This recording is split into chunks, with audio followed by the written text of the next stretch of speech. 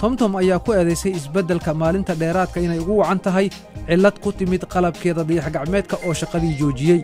darawallada UK, Australia iyo Denmark ayaa ku eedeeyey in shaashadihii ay ka noqdeen midabka dambaska oo kale, iyaga oo sheegay in mashiinadoodii ay heli waayeen signalka GPS.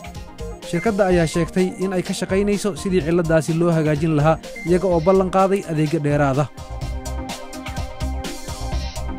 dadka xaafadaha waqooyiga England ayaa go'aansaday in aanay sugi karin ilaa iyo inta laga dhidbayo mid dhaqsi ah oo ballaaran. waxa ay bilaabeen in bulshooyinka ay siiyaan 1 gigabytes oo bilaash ah. mutadawiciin sita manjarafada ayaa qodayay god dheer oo gaaraya 83 kilomitir kaasoo ku xiri doona tuulooyin dhowra Manchester iyadoo loo marsiinayo fiber optics. waxaan tallaab ku soo dhowaanaynaa inaan ka guulgaarno riyadii helitaanka baabuur duulaysa, maadaama labada shirkadood ay sheegeen in ay guulo ku soo gabagabeeyeen duulimaadyadii ugu horreeyey ee baabuurta oo ay soo wadaan.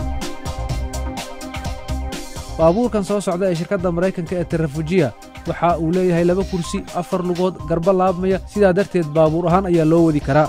shirkadda waddanka Dutchka ayaa iyaduna sheegtay in baabuurkeeda duulaya ee Bell V loo samayn karo sida garokobtarka oo kale, taasoo u baahan bannaan ay ku cararto oo ah 165 mitir oo ay ka kacdo.